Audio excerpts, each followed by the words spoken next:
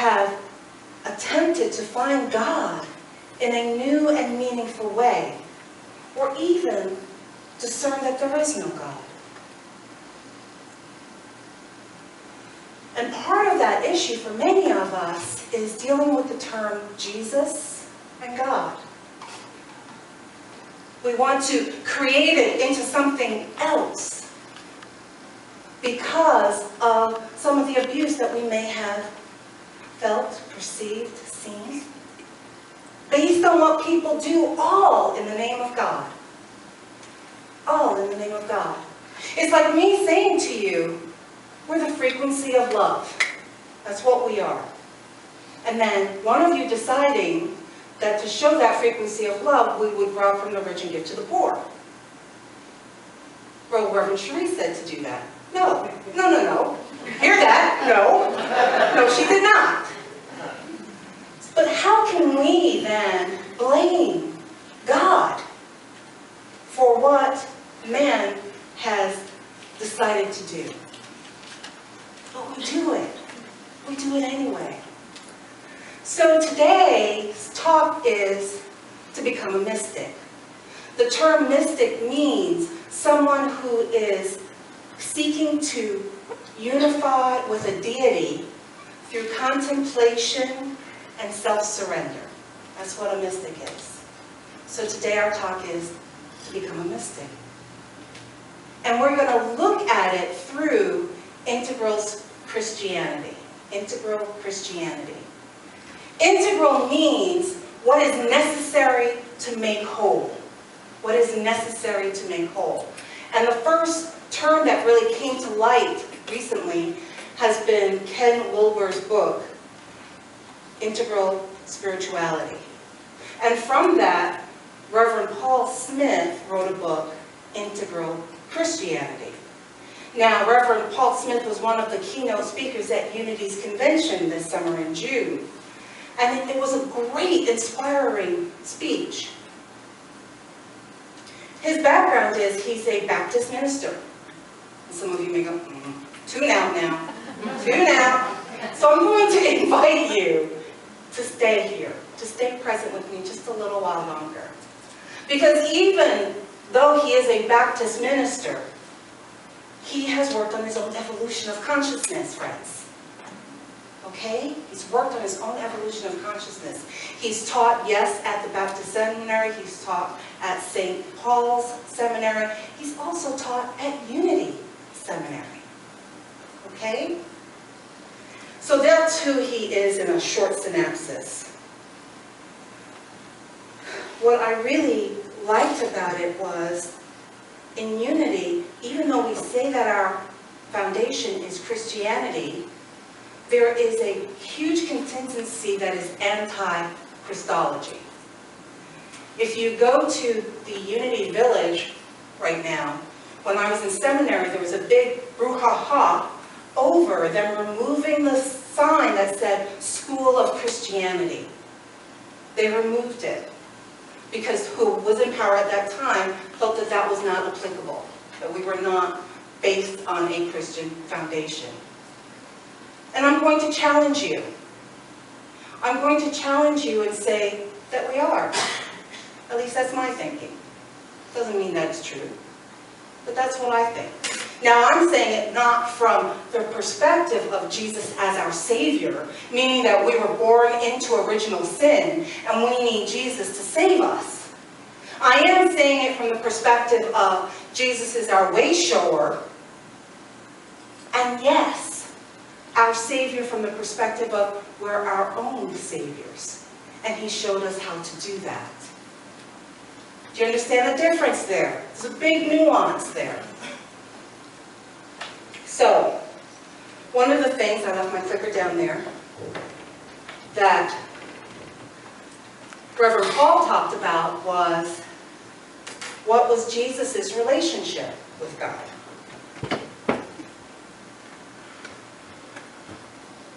Okay, so he said Jesus spoke to God, Jesus spoke about God, and Jesus spoke as God.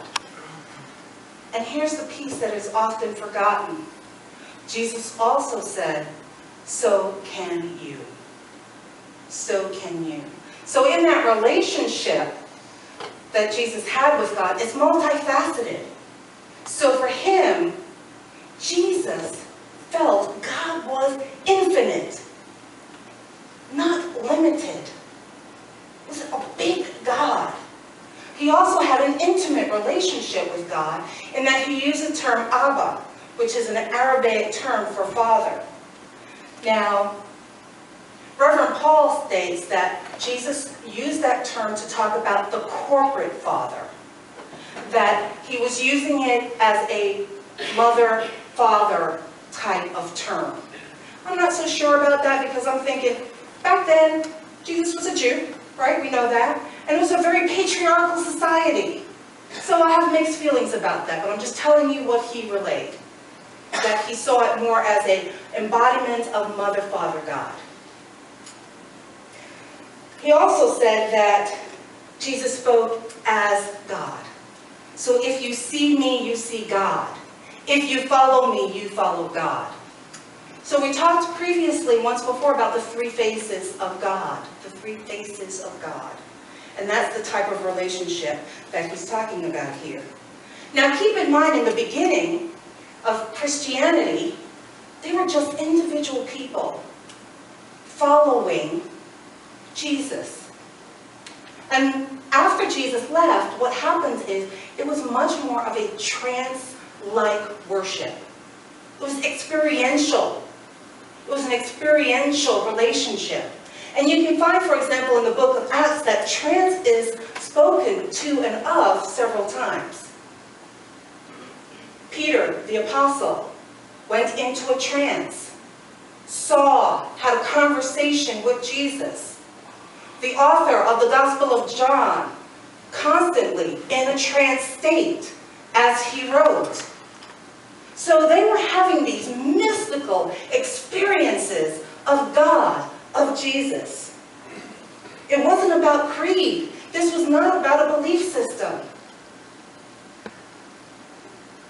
As Reverend Paul says, this is not a belief system. This is a series of realizations which awaken us to a new level, a state of transcendent consciousness in which we experience oneness with God. Which we experience oneness with God. He also had this wonderful quote, "The eye with which I see God is the eye in which God sees me." The eye in which I see God is the eye in which God sees me. You're talking about oneness. Now in Unity, we talk about oneness an awful lot. But do we actually practice oneness? Do we have those mystical experiences where we connect with God in oneness?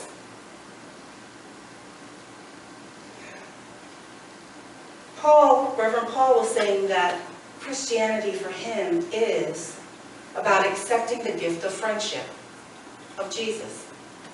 That's his term. That's his understanding of Christianity. Now, when I went into seminary, I thought it was a given that we would all understand the concept of Jesus. So to my shock and surprise and interest, there was a large group that didn't believe Jesus even existed. And so it was just kind of interesting to allow this process while also checking my level of consciousness and what do I really believe. So that's the gift that you get when you go to seminary. You get to examine deep what you really believe. And why do you believe that? So for me, I'll share an experience with you that I really don't share that often, and it's one in where I was a child. Oh, you're here. Hi. Where I was a child, and I came from a family that was pretty abusive with each other. So between the ages of 5 and 9, I remember my parents fighting physically. There were instances where I was so scared I ran out into the street screaming. I remember another incident where I would put my body and push my brother into the corner to block him so that nothing could happen to him. they were violent with each other. And at nighttime was when it would really get pretty loud. And I remember very clearly that my mom said, "And if I'm lying, may God strike my children dead." And then my father said the same thing. And of course he was on the opposite side of the issue. Stark terror. Stark terror. And I remember that I would leave my body frequently. I would leave. Now I realized later it's astral projection. But I would leave and I would go to the safe space. And as I traveled, I spoke with Jesus. I had a real connection. I felt loved, I felt comforted. I kept saying, "Let me stay," and I kept getting the message, "No, you'll be okay, you need to go back." Each and every time. So for me, having mystical experiences affirms my belief. For me, this is real. Now, it may not be for you, and that's okay. But here's the thing about integral Christianity. It's an and situation. It's not an only situation. See the difference?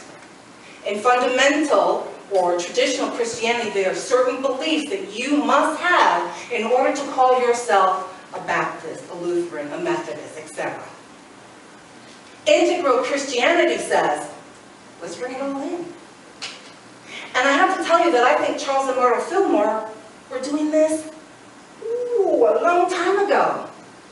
We remember Charles going out and bringing in the meditation, bringing in the Eastern philosophy, right? Myrtle bringing in the prayer and the healing and the mystical experiences. They were doing this way back when. But now we call it integral Christianity. Right? Okay. So how do we have a mystical experience if we want to have one? And Reverend Paul put 5 steps, and he calls it sitting with Jesus. Now, it doesn't have to be sitting with Jesus, it's just the framework that I'm using today as I talk about Jesus. But it can be sitting with the divine feminine. It can be sitting with your guides. It can be sitting with Krishna. It can be sitting with Buddha. It doesn't matter. Hear me. It doesn't matter.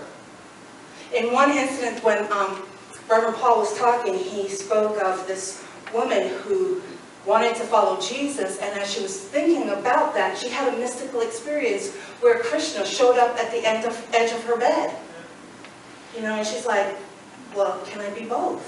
His response was, "Yes! Yes, you can! We can be anything we want. There are no rules of how we have our relationship with the divine. There are no rules." So I'm going to use Jesus here, but you can use whatever works for you. So his first step, he says, is about welcoming Jesus and thanking Jesus for being with them. Well, what do we do when we have people over? What do? We welcome them, right? "I'm so glad that you're here." Show them around our home. Absolutely. Offer them water. Thank you for the gifts. Offer them food. Right? So if you're talking about unifying with the divine, then you welcome the divine in your space. With me?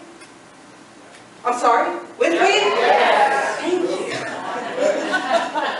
And so it's just a moment of being grateful for this experience, for this entity being with you. The second step is about connecting heart to heart, about falling in love with the entity, the deity that you are communing with. So allowing yourself to be open-hearted to whether it's Jesus or God or Krishna. Open and welcoming. Because when we fall in love, what it does is it moves that deity or that person from mythology or from historical figure or whatever to a living presence. To a living presence. So he said this is beyond logic. He calls it trans-rational, beyond logic. So this is where the intellect, my friends here at Lawrence, very intelligent folks, we need to separate out a little bit. We're talking about a mystical experience. And then he says to sit quietly in the field of love. And so this is about enjoying the moment, being in that now moment with the divine, and just enjoying that. And then he spoke about allowing the communications to flow back and forth. And in this is allowing all of your senses and your being to be present. Because maybe you'll get pictures in your head, or colors, or maybe there'll be smells that will occur. Or maybe you'll feel a physical touch, or a wind against your hair or your ear or something like that. You just want to have all of yourself open and available to that communication. And then lastly is rest in the oneness, rest in and as an infinite being. Because once you become that connected and unified with the divine, you can't help but know yourself as infinite as well. So it transcends. So what we're going to do is, when Celia comes up, please, she'll prepare us for meditation. Please come up. Yeah, thank you. That wasn't clear. She'll prepare us for meditation, and then I'm going to actually walk you through those 5 steps in meditation today. Next week, I will not be here.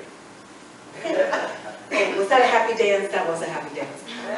Reverend Mark Fuss will be here. He'll be giving the message next week, and he is from Unity Village. He is known as the Outreach, Director of Outreach is his title. And he actually used to be the recruiter for Unity Seminary.